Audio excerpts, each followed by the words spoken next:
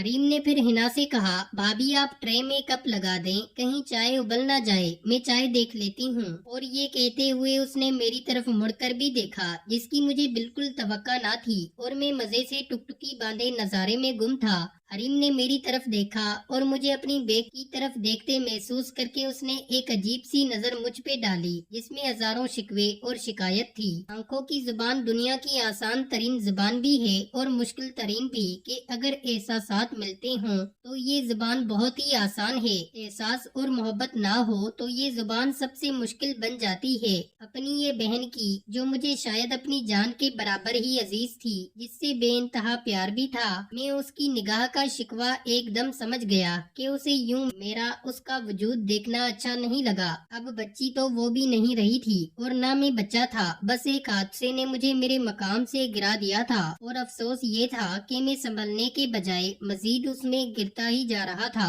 शायद मेरी बहन का पिछला हिस्सा, जिसकी उठान बर्फीली पहाड़ियों के जैसे थी और जिसकी गहराई भी नाकाबिले बयान के, जिसकी गहराई में गिरने वाले हमेशा उसी गहराई में रहना चाहें, लेकिन उसका जिस्म जितना भी हसीन हो, माशरती मजहबी इखलाकी तौर पे मेरा उस पे कोई हक ना था। और यही हमें पढ़ाया समझाया भी गया था कि तुम इस फल के माली और रखवाले तो जरूर हो, लेकिन ये खाना किसी और के नसीब में है। और बिल्कुल इसी तरह वो भी जानती थी कि माली जितना भी तवज्जो दे, जितना भी प्यार करे, ये फल, ये पहाड़ियाँ, ये गहराइयाँ उसकी नहीं है। छूना तो दरकिनार, ये उन्हें देखने का भी हकदार नहीं। तो इसीलिए मुआशरती सच्चाई को सामने रखते हुए उसका ये अमल अपनी जगह दुरुस्त था। वहीं मुझे भी ये अमल जिल्लत की गहराई में गिराता गया और मुझे अपना आप बहुत बुरा और कम ज़र्फ महसूस हुआ। मैं किचन के दरवाजे में ही खड़ा था, लेकिन मुझ पे जैसे घड़ों पानी पड़ चुका था। मैं अपने आप को कोस रहा था कि अचानक हरीम की मुस्कुराती आवाज मेरे कानों में पड़ी। मैंने बौखला के देखा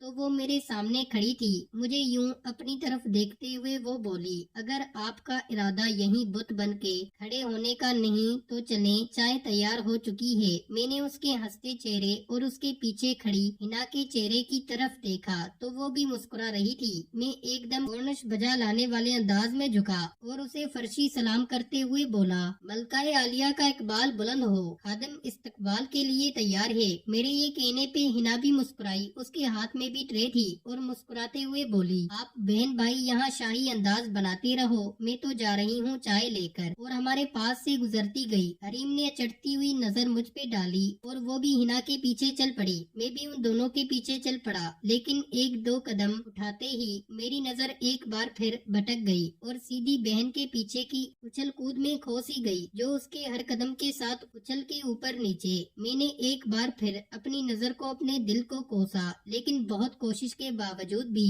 अपनी नजर को वहाँ से ना हटा सका और चलते चलते लाउंज में पहुँच गए। वहाँ अम्मी अब्बू की मौजूदगी के पेशे नजर मैंने आंखें झुका ली और शरीफ बच्चा बन के बैठ गया, लेकिन दिल में चोर घुस चुका था। इससे छुटकारा कैसे मुमकिन था? मैंने जैसे ही अपने सामने पड़ी प्याली को उठा के मुँह से लगाया और एक घूंट भरा तो मुझे यूं लगा जैसे मैंने नमक और मिर्च से भरी कोई चीज पी ली हो। मैं समझ तो गया कि ये शरारत की गई है, क्योंकि बाकी सब नॉर्मल अंदाज में चाय पी रहे थे। मैंने एक नजर सबको देखा तो सभी नॉर्मल थे, लेकिन उस दुश्मने जान के चेहरे पे दबी दबी मुस्कुराहट थी। मैं समझ गया कि ये शरारत हरीम की ही है। मैंने सोचा कि बोल दूं, लेकिन फिर कुछ सोच के चुप हो गया और नमक और मिर्च से भरी चाय पीने लगा, जो कि आसान काम तो ना था, लेकिन मैं बाकियों की तरह नॉर्मल रहते हुए चाय के घूंट भरने लगा। इस दौरान हम लोग बातें भी करते रहे। बाकी सबकी चाय तकरीबन खत्म हो रही थी, जबकि मैं मुश्किल से आधा कप पी पाया था। लेकिन मैंने एक दो बार हरीम की तरफ देखा, जिसके चेहरे पे अब बेचैनी के तासरात थे और मुझे चाय पीता देख के वो बार बार पहलू बदल रही थी, लेकिन मैं नॉर्मल अंदाज में घूंट भर रहा था। जैसे ही अब्बू ने कप नीचे छोड़ा, हरीम तेजी से उठी और मेरे आगे से आधा कप फौरन उठा लिया और थोड़ा चेहरे पे जबरी मुस्कुराहट लाते हुए बोली, अरे भाई आपने भी जल्दी चाय खत्म कर ली, जबकि अभी आधा कप बाकी था। वो ट्रे में बाकी कप इस तरह रख रही थी कि मेरा आधा कप किसी को नजर न आए। मैंने उसकी तरफ देखा तो उसकी आंखों के कोनों में पानी जिलबिला रहा था। मैं समझ गया कि वो मेरे चुप रहने से अब खुद पे नाराज हो रही है और तभी उसी ने मुझसे आधा कप पकड़ लिया। हरीम कप समेट रही थी तो अम्मी ने हिना से कहा, बेटी तुम मेरे और उनके कपड़े इस्त्री कर दो और हरीम तुम बर्तन धो कर रख दो। शाबाश। हरीम तो बर्तन समेट कर किचन की तरफ चली गई और हिना कपड़े इस्त्री करने चली गई और मैं अम्मी अब्बू के पास बैठकर बातें करने लग गया। दिल तो मेरा चाह रहा था कि जाके हरीम को देखूं, लेकिन मैं वहां से ना उठा। हमें बातें करते हुए 5 मिनट गुजरे थे कि अम्मी ने मुझे कहा, जाओ फ्रिज से मेरी दवाई तो निकाल लाओ, आज दिन में मुझे खाना याद ही नहीं रही। इससे पहले कि मैं कुछ कहता, अब्बू ने जरा सख्त लहजे में अम्मी से कहा, बेगम तुम कम से कम अपना ख्याल तो रखा करो, घर तो बच्चियों ने संभाला हुआ है माशाल्लाह से, और तुम अपनी सेहत का ख्याल खुद किया करो। मैं चुपके से उठा और किचन की तरफ चल दिया। किचन के दरवाजे में पहुंचा तो हरीम बर्तन धो रही थी। उसने कदमों की छाप से मुड़ के मुझे देखा तो उसकी आंखें झिलमिलाई हुई थी। वो फिर बर्तन धोने लग गई। मैंने कुछ बोले बगैर फ्रिज खोल के अम्मी की दवाई और पानी निकाला और वापस चल दिया। अम्मी को दवाई दी और पानी भी दिया। उन्होंने दवाई खा के मुझे दवाई और गिलास पकड़ाया और मैं वो लेकर किचन की तरफ चल दिया। किचन के करीब पहुंचा तो हरीम किचन से बाहर निकल रही थी। मुझे देखते ही वापस पीछे हट गई। मैं जूं ही किचन में दाखिल हुआ, उसने हाथ बढ़ा के मुझसे गिलास और दवाई ले ली और गिलास को सिंक में रख के फ्रिज में दवाई रखने लगी। जैसे ही वो फ्रिज में दवाई रखने के लिए झुकी, मेरी नजर एक बार फिर से पीछे उसकी दरमिया पड़ी और मैं वहाँ खड़ा होके उसे देखने लग गया। उसने फ्रिज का दरवाजा बंद किया और मेरी तरफ मुड़ के मुस्कुराते हुए बोली, क्या एक बार मिर्चों की धौनी से फर्क नहीं पड़ा जनाब को? और बाज बिल्कुल नहीं आए। मैं समझ गया कि वो क्या कह रही है, लेकिन मैंने जाहिर ना होने दिया और चेहरे पे मुस्कुराहट लाते हुए कहा,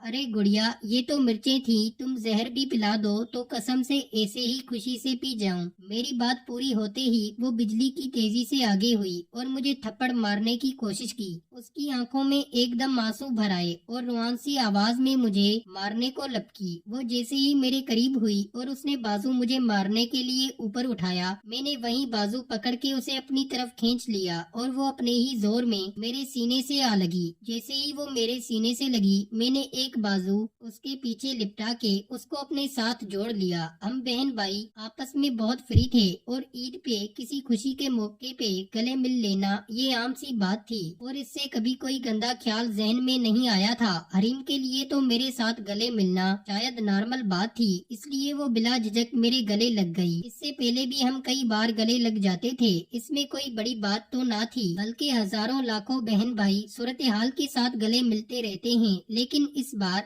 वो नहीं जानती थी कि मेरे अंदर कुछ और है, या शायद जानती भी थी लेकिन इग्नोर कर रही थी। मैंने उसकी तरफ देखा तो उसकी आंखों में आंसू थे। मैंने गले से लगाए ही नरमी को अपने अंदर तक महसूस किया, लेकिन मैं साथ अपने ये जज्बात उसे भी महसूस नहीं होने देना चाहता था। इसलिए मैंने उसकी आंखों में देखा और प्यार से कहा, क्या बात है हरीम, इतनी जज्बाती क्यों हो रही हो? उसने रोती हुई आंखों से मुझे देखा और मेरे सीने पे हल्का सा मुक्का मारते हुए बोली, बदतमीज, एक तो मिर्चों वाली चाय भी पी ली और अब फिजूल बातें भी करते हो, बहुत बुरे हो आप। मैंने दूसरा बाजू भी उसके गर्द लपेट लिया और गैर महसूस अंदाज में हाथ थोड़ा नीचे कर लिया,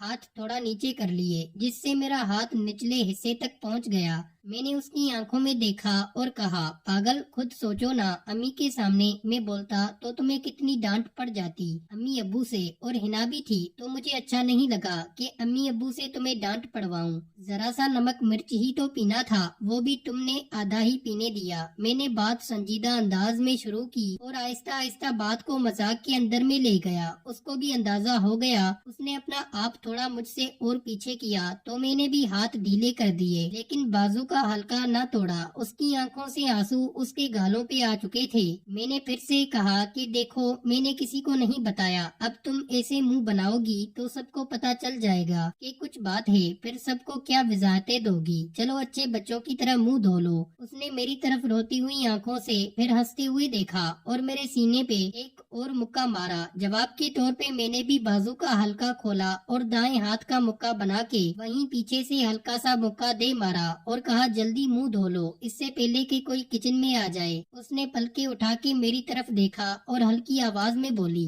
बदतमीज इंसान। मैंने मुस्कुराते हुए उसको छोड़ दिया और वो किचन में लगे वाशन बेसन की तरफ हुई तो मुझे फौरन ख्याल आया कि ये वाशन बेसन के आगे खड़ी होगी और फिर झुकेगी भी। वाशन बेसन के पास पड़े फ्रिज पे मेरी नजर पड़ी, वो इस दौरान दूसरी तरफ मुड़ चुकी थी। मैं तेजी से फ्रिज की तरफ बढ़ा और उसका दरवाजा खोलने लगा, लेकिन मैंने दरवाजा ना खोला। वो मुंह धोने लगी तो मुंह धोने के लिए वो थोड़ा आगे को झुकी हुई थी, जिसके इंतजार में मैं फ्रिज का दरवाजा पकड़े खड़ा था।